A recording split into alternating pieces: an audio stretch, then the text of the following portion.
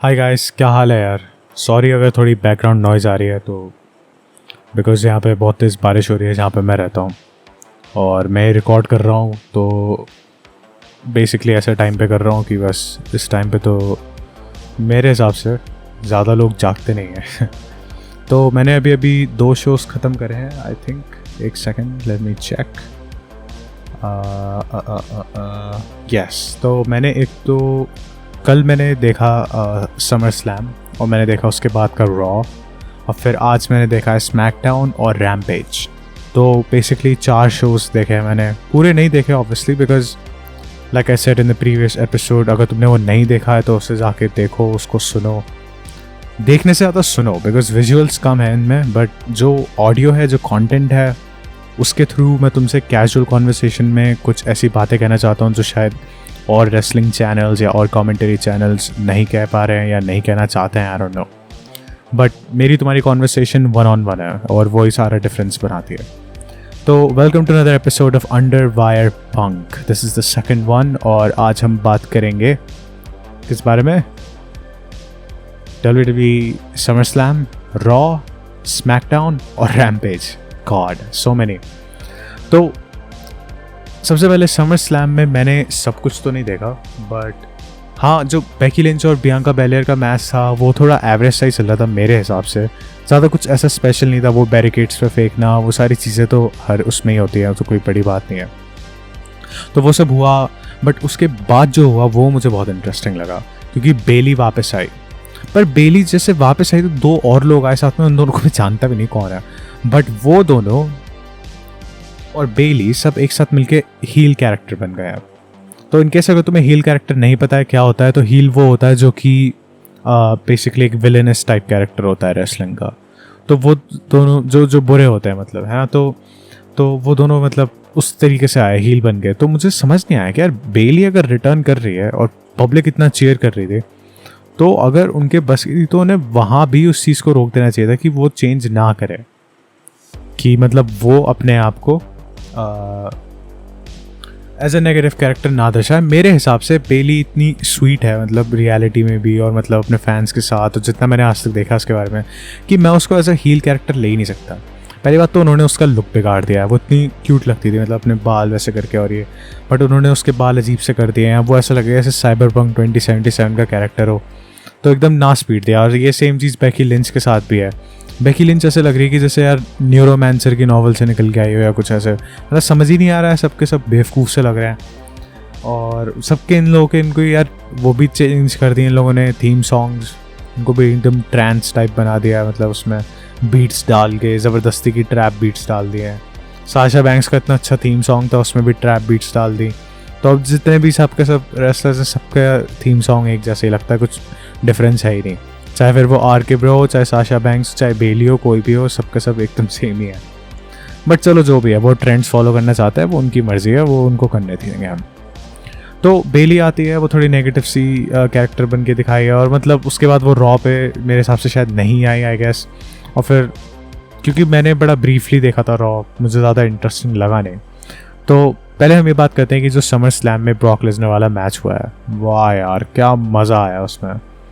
वो मैच यार ना मेरे हिसाब से, क्योंकि ब्रॉक लेसनर इस वक्त का ज़्यादा रेगुलर शेड्यूल पे था, रोमन रेंज तो पिछले 2-3 महीने से दिखा भी नहीं है, तो मेरे हिसाब से उसको होना चाहिए था विनर। क्योंकि चेंज कर देना चाहिए यार। अब इतने 600-700 दिन हो गए, मतलब हद हो गई भाई। 2-2.5 साल से एक ही बंदा आपका विनर है।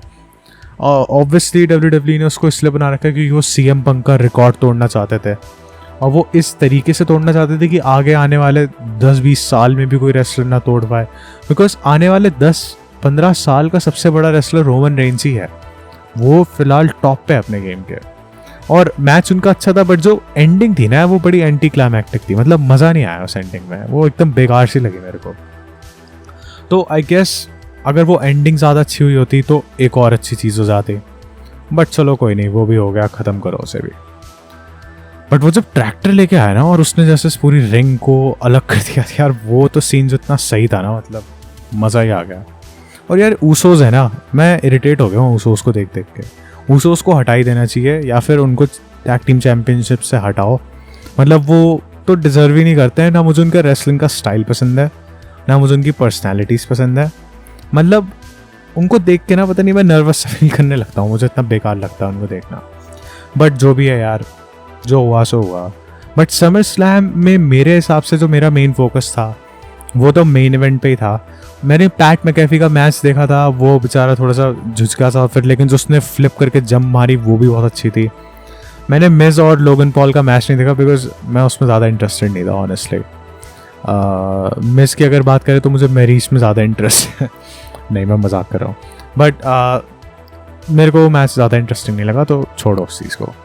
अच्छा, तो फिर समर स्लैम ख़त्म होता है, अगले दिन का रॉ आता है जो कि 2 साल में हाईएस्ट रेटिंग्स लेके गया है। बट मुझे उस रॉ में कुछ इतना स्पेशल लगा नहीं, सच बताऊँ तो मुझे वो थोड़ा सिमिलर ही लगा पुराने रॉ से इतना भी। हाँ, एज वापस आया था समर स्लैम में और बहुत ही कूल लुक के साथ वापस आया, और अब एज वापस से फेस में बदल चुका है। बट मुझे ये चीज़ समझ नहीं आई कि उसके पास कोई सब्सटैंशियल रीज़न नहीं था अपने आप को एक अच्छा पर्सन बनाने में फिर से। वो बस इसीलिए अच्छा कैरेक्टर बन गया वापस से क्योंकि जजमेंट डे ने उसको लात मार दी थी। तो यार मुझे थोड़ा उसका बिलीवेबल नहीं लगा ऐसा, मुझे थोड़ा अजीब सा लगा वो। बट जो भी हुआ सो हुआ, क्या कर सकते हैं। तो मुझे ओवरऑल स्मैकडाउन का सच बताऊँ, सॉरी स्मैकडाउन कह रहा हूँ, समर स्लैम 8 आउट ऑफ 10 लगा था। But it was still interesting, तो मज़ा तो आया मेरे को। But it could have been better यार, कुड हैव बीन बेटर जितना मेरे को लगता है। बट ये था समर स्लैम का रिव्यू, और देखते हैं यार आगे क्या करना है। इसके बाद मैंने देखा था रॉ। एग्जैक्टली, तो रॉ में मुझे जो चीज़ लगी सबसे ज़्यादा मिसिंग वो थी कि यार उसमें कुछ वो नया नहीं लेके आया। मेरे को लगा था कि यार ट्रिपल एच आएगा तो कुछ एक्साइटिंग तो होगा, और अभी बीच में वो टीजर्स भी हो रहे थे जब लाइट्स बंद हो रही थी और ऐसे कहते कि कोई आने वाला है, उस सब का क्या हुआ? वो भी कुछ नहीं कहीं पे गया, पता नहीं क्या चल रहा है, थोड़ा अजीब सा माहौल चल रहा है डेफिनेटली में। बट फिलहाल अगर देखा जाए तो रॉ में जितने अभी फ़िलहाल आ रहे हैं रेसलर्स, उसमें मेरे हिसाब से सबसे ज़्यादा जो इंटरेस्टिंग है वो है रे मिस्टीरियो और उसका बेटा द मिस्टीरियोस की टीम, और जो एज के साथ उनका एंगल बन रहा है जो जजमेंट डे का, वो मुझे फ़िलहाल इंटरेस्टिंग लग रहा है बहुत। और सेकेंडली और कुछ क्या है यार उस शो में, रैंडी ऑर्टन अभी है नहीं है, मैट रिडल तो अपने गेम पे है ही टॉप पर, और तो यार ज़्यादा कुछ इंटरेस्टिंग हो नहीं रहा उस पर जितना मुझे समझ आ रहा है। हाँ यार, उस पर ज़्यादा कुछ इंटरेस्टिंग हो कहाँ रहा है। बियांका बेलेयर और ऑब्वियसली बेकी लिंच का जो एंगल चल रहा है वो भी थोड़ा इंटरेस्टिंग है, बट उसके अलावा अगर देखा जाए तो हो क्या रहा है, कुछ भी नहीं हो रहा है मेरे हिसाब से। आई गेस ज़्यादा कुछ तो नहीं हुआ इसमें। हाँ, तो यही है। बट थोड़ा वीक इस साल कह रहा हूँ सॉरी, ये वीक थोड़ा डिसअपॉइंटिंग था मेरे हिसाब से रॉ के कंटेक्स्ट में, WWE के कंटेक्स्ट में। बट अगर AEW की बात करें तो यार ये वीक उनके लिए बहुत सही था मेरे हिसाब से। मैं उस चीज़ पे भी आऊँगा, बट वो मैं आऊँगा नेक्स्ट वीडियो में। तो सबसे पहले ऑब्वियसली ये चीज़ हुई समर स्लैम, और फिर अब रॉ। फिर उसके बाद 2 shows on the same day आए जो कि होता है फ्राइडे नाइट को, रैम्पेज और स्मैकडाउन। तो डायनामाइट का रिव्यू मैं ऑलरेडी कर चुका हूँ, अगर तुमने वो नहीं देखा है तो वो जाके देख लो, उसको जाके सुन लो, बहुत ही सही है वो रिव्यू मेरे हिसाब से। For a first podcast episode बहुत सही था। तुम लोगों को भी पसंद ही आएगा वो, तो उसको भी सुनो जाके।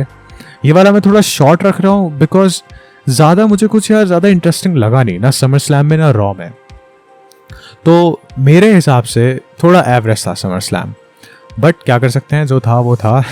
और रॉ तो यार 2 साल की हाईएस्ट रेटिंग्स वाला, तो मुझे तो ऐसा कुछ उसमें लगा नहीं कि था कुछ ऐसा इंटरेस्टिंग कि उसमें 2 साल बाद की हाईएस्ट रेटिंग्स आई। आई गेस वो सिर्फ इसीलिए थी because of the triple H hype कि यार ट्रिपल एच ने टेक ओवर कर दिया, तो अब तो यार WWE में मज़ा आएगा। तो देखते हैं इस हफ्ते क्या होता है कि कुछ चेंज आया क्या पड़ा। इस हफ्ते अगर उनको करना था ना तो उनको यार कुछ इंटरेस्टिंग लगाना ही था, एक ना एक चीज़ तो उनको ऐसी रखनी थी हुक पे कि जिससे पब्लिक को लगता है कि हाँ यार ट्रिपल एच आया तो कुछ बड़ा चेंज आया। बट उन्होंने कोई बड़ा चेंज नहीं दिखाया, जो कि मेरे हिसाब से सही चीज़ नहीं है। और मेरे हिसाब से ये विंस मैकमैन के डर में हो रहा है कि विंस मैकमैन अभी भी कहीं ना कहीं से WWE के कंट्रोल में तो है, जो उसकी इन्फ्लुएंस है ना उसको तो वो लोग इग्नोर नहीं कर सकते। हाँ, ऑफिशियली अब नहीं है विंस मैकमैन CEO WWE का, वो शो रनर भी नहीं है, क्रिएटिव का हेड नहीं है। बट मेरे हिसाब से ऑनेस्टली सब कुछ उसके एडवाइस के अंदर चल रहा है, सब कुछ उसके आउटलुक के अंदर चल रहा है। और उसने सिर्फ गिव अप अपनी पोस्ट इसलिए करी है जस्ट बिकॉज की जो स्टॉक होल्डर्स हैं वो अपने पैसे वापस ना निकाल ले उनके प्रेशर में आके। सिर्फ इसलिए करा उसने, जितना मेरा मानना है, अपनी इमेज को क्लीन अप करने के लिए कि देखो यार मैं तो अपनी जॉब भी छोड़ सकता हूँ ये प्रूफ करने के लिए कि मैं इनोसेंट और एक अच्छा इंसान हूँ। बट तुम अपनी जॉब एग्जैक्टली छोड़ खा रहे हो क्योंकि वो तुम्हारी बेटी ने टेक ओवर कर लिया और उसके सन और तुम्हारे सन इन लॉ ने। तो मुझे एग्जैक्टली नहीं लगता कि उस चीज़ का कुछ कॉन्सिक्वेंस होगा बड़ा। और अगर कोई चेंज अगर हम चाह रहे हैं WWE में तो यार वो तभी आएगा जब विंस मैकमैन अपनी एक्सटर्नल भी जो इन्फ्लुएंस है वो भी ख़त्म कर देगा। तो वो जब तक नहीं होगा तब तक कुछ मुझे नहीं लगता सब्सटेंशियली कोई बड़ा डिफरेंस आएगा। बट यार ये था WWE समर स्लैम और मंडे नाइट रॉ का रिव्यू, और इसके अगली वाले वीडियो में मैं करूँगा स्मैकडाउन और रैम्पेज का रिव्यू। तो उस चीज़ के लिए भी तुम चैनल से बंदे रहना और हम आगे करते रहेंगे रिगार्डलेस ऑफ कितने भी व्यूज़ हैं, कुछ भी होता रहे। अंडरवायर पंक तो भाई अब आ चुका है और अंडरवायर पंक तो अब रहेगा ही, चाहे कुछ भी हो जाए। तो मिलते हैं यार नेक्स्ट वीडियो में, और आई होप तुम्हें पॉडकास्ट / वीडियो / एपिसोड / जो भी तुम्हें मानना है वो पसंद आया। और अगर नहीं आया तो भी लाइक करो, आया तो भी लाइक करो, और कमेंट में मेरे को ज़रूर बताओ कि तुमने क्या सोचा समर स्लैम का और मंडे नाइट रॉ का, और आगे का क्या सोच रहे हो कि आगे कहाँ जा रही है डायरेक्शन शो की। बिकॉज मेरे हिसाब से अगर देखा जाए तो समर स्लैम का जो स्टैंड आउट मैच था वो लास्ट वाला ही था, बट वो वर्थ इट था, वो बहुत ही वर्थ इट था। हाँ वो ब्रॉक लेसनर एक बार फिसल गया था उसमें, जो कि बहुत फनी सीन हुआ था, बट उसके अलावा यार वो बहुत ही अच्छा शो था मेरे हिसाब से। एज अ मेन इवेंट जो था उसका वो बहुत बढ़िया था। बट देखते हैं क्या करते हैं। अच्छा अगर किसी ने नोटिस करा शायद कि नहीं कि समर स्लैम के एंड में जब रोमन रेंस आ रहा था तो पीछे एक बंदे ने एक कार्ड पकड़ रखा था, इसमें लगा था व्हील ऑफ साशा। तो वो बार बार जूम इन कर रहे थे रोमन के फेस में बिकॉज वो कार्ड नहीं दिखाना चाहते थे। इतने सेल्फ कॉन्शियस हैं यार ये WWE वाले, हटाओ यार। और यहाँ पे AEW रैम्पेज है जिसमें लिखा आ रहा है Vince stole the company money, उसके बारे में कोई बात नहीं कर रहा क्योंकि वो कॉन्शियस नहीं है ना, तो इट्स ऑल राइट। तो लोग भी कम करते हैं खुद, बट WWE वाले इतना डरते हैं हर चीज़ से कि लोग और उन्हें परेशान करने की कोशिश करते हैं फिर तो छोड़ो यार जो भी है, अब क्या कर सकते हैं। बट हाँ मेरे हिसाब से समर स्लैम की अगर मैं रेटिंग देना चाहूँ तो मैं दूंगा 8 out of 10, और मंडे नाइट रॉ की रेटिंग रहेगी इस हफ्ते की मेरे हिसाब से 6 out of 10, क्योंकि ज़्यादा कुछ इंटरेस्टिंग हुआ नहीं। तो मिलते हैं, और मैं सोच रहा हूँ कि यार ये रेटिंग्स का सिस्टम ना मैं शुरू कर दूँ हर हफ्ते का। तो हाँ यार मिलते हैं नेक्स्ट वीडियो में और रिव्यू करेंगे स्मैकडाउन और रैम्पेज।